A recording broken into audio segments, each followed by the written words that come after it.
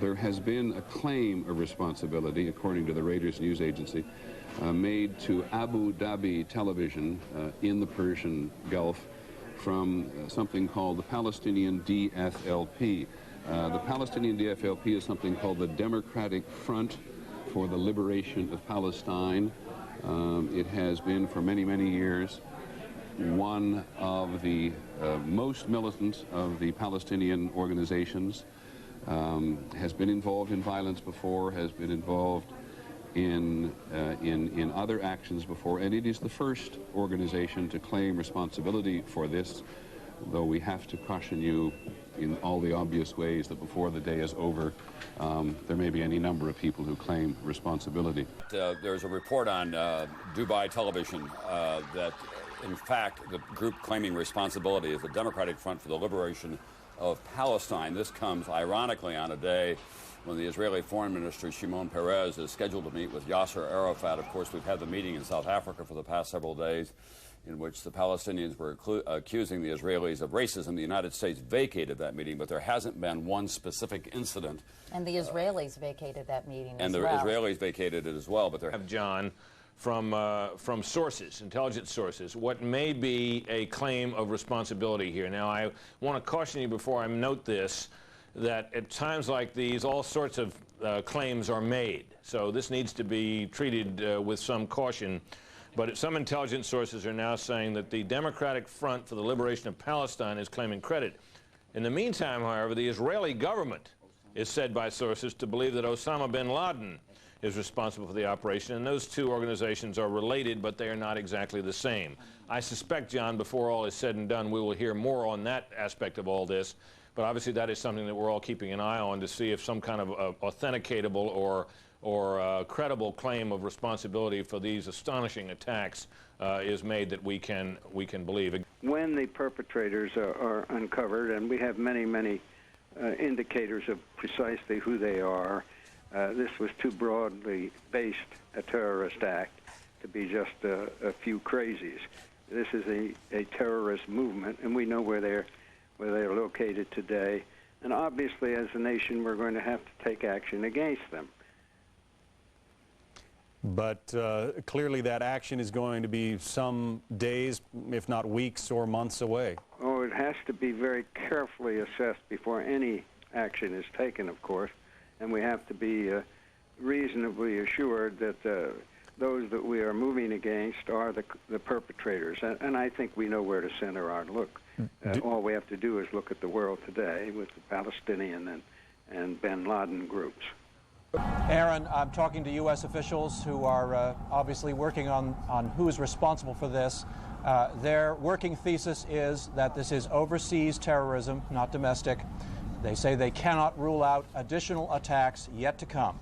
In terms of claims of responsibility so far, there is an Agence France-Presse report in which a group with the word Palestine in the name claims responsibility.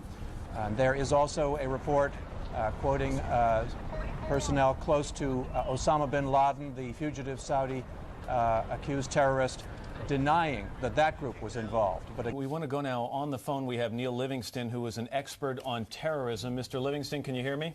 I can. You know, we were talking about what it would take in terms of planning and coordination to pull off an attack like this with so many prongs. At least 2 attacks here in New York City, 1 in Washington, D.C. We don't know if the crash of that plane outside Pittsburgh is related, but give me an idea of how many groups there are in the country that would be capable of something like this. Well, there are very few groups in the world capable of this kind of action. And you have to remember also that we have the people who hijacked these planes were going to a certain death as well. So they were suicide bombers, in effect. And that probably suggests that this was not something like the Medellin cartel or one of the other groups that has the financial wherewithal and the infrastructure to carry out coordinated attacks. Yeah, I know. I think that obviously the finger of suspicion, and we're always very cautious about pointing that in any particular direction, but we have to look to the Middle East. We have to look to Osama bin Laden. We have to look at some Palestinian groups right now. Very much. We have some videotape, I understand, that we're going to show you from the West Bank. These are Palestinian celebrations in the wake of Tuesday's terror attacks in the United States. apparently Palestinians took to the street chanting, "God is great." People were throwing candy, distributing candy to passersby. The U.S. government obviously has become increasingly unpopular, particularly in the West Bank and Gaza Strip, because Palestinians feel that the U.S. government has sided with Israel. One man, Nawal Abdel Fattah, wearing a long black dress, threw sweets in the air saying, actually that's a woman, pardon me, saying she was happy because, quote, America is the head of the snake. America always stands by Israel in its war against us. Well, let's go to Paul Bremer now, Ambassador Paul Bremer, who is the chairman of the National Commission on Terrorism. Mr. Ambassador, do we have any idea whatsoever who may be responsible for this? Well, as you were just saying, we have a massive intelligence failure and a huge security failure that's going to have to be looked into. Analytically, there probably are 4 possible candidates. There's the Osama bin Laden al-Qaeda group that you've been talking about. There is the possibility of a Middle Eastern group such as Hezbollah or the Palestinian Islamic Jihad conducting an attack like this. And there are at least 2 states which at least are capable of such an attack, and that would be Iran and Iraq. So you have probably not more than 4 suspects. Let's go to Martin Fletcher, NBC's Martin Fletcher, Tom, who is in Israel right now. Martin, tell me the reaction by the Israelis to this turn of events here in the United States. Well, of course, everybody has been very, very quick to express complete solidarity with the United States. The Israelis, of course, are very experienced in these kind of things. They've offered to send all their emergency help they can to the United States.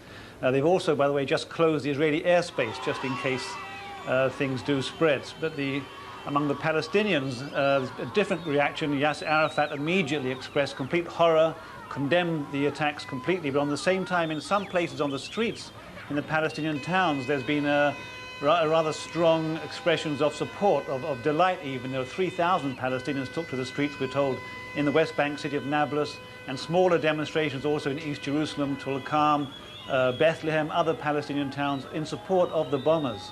Happy of these few Palestinians at what has happened. But of course that's just, we don't know how widespread that is, but there have been some clear support, demonstrations of support for the bombings. But Martin, we should point out... I must stress, the Palestinian leader, I should stress that Palestinian leaders all condemn totally the bombings. We should put into some perspective for us, if you could, Martin, how displeased many Palestinians are with the United States right now about their feelings that somehow the U.S. is siding more with Israeli and what's going with the Israelis in terms of what's going on in the Middle East.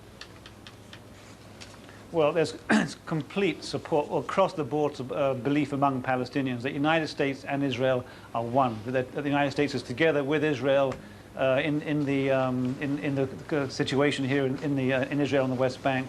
They believe the United States completely supports Israel and therefore deserves to some kind of attacks against the United States. So there have been many calls here, especially in recent weeks, by the way, in some of the Palestinian media, for attacks against the United States. So there is a great feeling of anger, a great belief that America supports Israel, and a great belief also that Israel, without American support, could not be as aggressive in its retaliation against Palestinian suicide attacks as it is. So this information from the West Bank city of Nablus, where we now have reports and videotape coming into Fox News Channel, where thousands of Palestinians are this day celebrating Tuesday's attacks, chanting, "God is great," and distributing candy to passersby. Let's go to one of our correspondents in Washington, D.C., Rita Cosby, who has some late information for us. Rita? John, I've been talking to intelligence sources few hours, and the last thing that they said to me was all signs are strongly pointing to Osama bin Laden. One intelligence, this is a senior official at an intelligence agency, told me that on June 20th of this year, bin Laden released a video to his followers saying, quote, "It's time to penetrate America and Israel and hit them where it hurts the most," signaling that he may plan some sort of attack on U.S. soil. In addition to this, John, they're also looking at who would have had the capability, who would have had the motivation. They said in recent weeks there has been a lot of activity on Islamic chat rooms talking about threats against the United States. But in terms of actual training for Osama bin Laden, he does own a number of planes, also trains specific pilots to actually be able to carry out these type of attacks. And this is something that intelligence sources are saying that they were aware he was doing this type of training, not necessarily to attack the U.S., but to train for suicide attacks on planes and other mechanisms. He also, as we know, is believed to be behind the attack of the USS Cole. And, of course, that was someone who came up on a boat and planned a suicide attack in that mechanism. They do believe, however, if he is connected to this, and again, this is just a strong possibility that they're looking at, that he would have been augmented by another group. They said that, of course, he has widespread tentacles across the world and has followers across the world. And among the possibilities that could have, that they're looking at right now is augmenting would have been a Palestinian group and also the Hezbollah. There is dancing in the streets in one city on the West Bank, it is now being said. We have videotape, as a matter of fact, which we are efforting to get into New York and should have here shortly, of them handing out candy in the streets and saying that God is dead. Now, this as an aside, in June, a United States judge had set this Wednesday, tomorrow, as the sentencing date for a bin Laden associate for his role in the bombing of a U.S. embassy in Tanzania that killed 213 people. So an associate of bin Laden would have been sentenced tomorrow in Manhattan at a courthouse just across the street from the World Trade Center. No one from the U.S. Attorney's Office could be reached today to comment on whether the sentencing is still on. In the West Bank city of Nablus, thousands of Palestinians celebrating now, chanting God is great, distributing candy to passers-by. Yasser Arafat, who is the Palestinian leader, has come out also condemning the attack and saying that he personally and his organization is shocked and horrified. So let us not misunderstand the pictures that we see on the screen. These are some Palestinians in parts of Israel celebrating the attack. We should make it clear that this is separate from the official response of Palestinian leader Yasser Arafat. Mr. Korb, a question about what we do in terms of a military response. People have already begun talking about when we are likely to respond, how we are likely to respond. From your term as the Assistant Secretary of Defense, explain to us how something like this works in terms of a response at the Pentagon. Well, you have to find out who did it and you know, how you can get to them, but it's much easier said than done. We still haven't held anybody responsible for the blowing up of the USS Cole, the ship in Aden. We haven't punished those who blew up the Khobar Tower.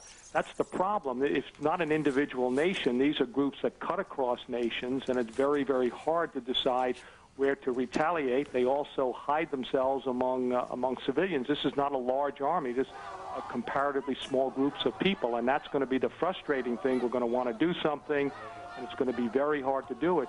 When I was in government, we never were able to successfully retaliate for those who blew up the Marine barracks in Beirut in 1983. We never really did get those who did it. Right. I want to ask you about something that we saw today.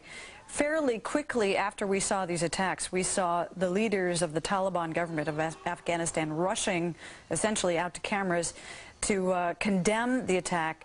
Even one of them said that he believed it was impossible for Osama bin Laden to have any sort of involvement with it. If one were being skeptical, one might think that they were simply trying to save their own necks because the United States government would be looking directly at Afghanistan for harboring bin Laden for so long. Well, there's no doubt about that. The problem you're going to face is that it's going to be hard to establish a definite link between these people and bin Laden. I mean, bin Laden, you know, doesn't hold group meetings, you know, in his basement once a week. I mean, these are people that are connected to him with several cutouts all over the world. And as we saw in the recent trial here in New York City for those who blew up the American embassies in Africa back in '98, some of them said they were connected, others did not, and we couldn't bring him to trial. But there's no doubt that the Taliban government in Afghanistan doesn't want to be held responsible, because if this were directed by them or they had any complicity, we would have every right to go and basically inflict terrible damage on them. And just to reiterate, the pictures that you're seeing on your screen today were taken in Palestinian neighborhoods. Palestinians there celebrating this strike at America. As Linda said earlier, Yasser Arafat, the Palestine Liberation Authority leader, condemned the attacks, but that is not preventing this outpouring of great joy, if you want to call it that, among Palestinian people who doubtless see this as a strike against the hated enemy, America. So So these pictures taken earlier today in Palestinian areas. We take it back to Larry Korb, who's graciously joining us on the phone and helping us understand exactly how the U.S. military would formulate a response. CNN's Mike Hanna in our bureau in Israel joins us now. Whenever something like this happens, I guess you look to the Middle East. Mike, what's the situation in Israel now?